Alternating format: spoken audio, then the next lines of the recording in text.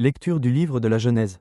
En ces jours-là, les gens de Sodome avaient voulu s'en prendre aux deux voyageurs passant la nuit chez Lot.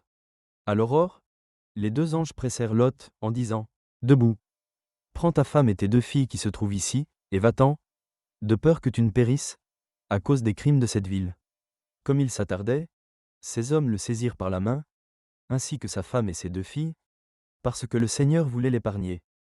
Ils le firent sortir et le conduisirent hors de la ville. Une fois sortis, ils dirent : « Sauve-toi si tu tiens à la vie. Ne regarde pas en arrière. Ne t'arrête nulle part dans cette région. Sauve-toi dans la montagne, si tu ne veux pas périr. » Lot leur dit : « Non, je vous en prie, mes seigneurs. Votre serviteur a trouvé grâce à vos yeux, et vous m'avez fait une grande faveur en me laissant la vie. Mais je n'ai pas le temps de me sauver dans la montagne. Le malheur va me rattraper et je mourrai. Voici une ville assez proche pour y fuir. Elle est si petite. Permettez que je me sauve là-bas.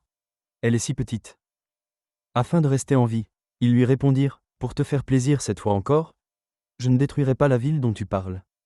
Vite, sauve-toi là-bas, car je ne puis rien faire avant que tu y sois arrivé. » C'est pour cela qu'on a donné à cette ville le nom de Soar.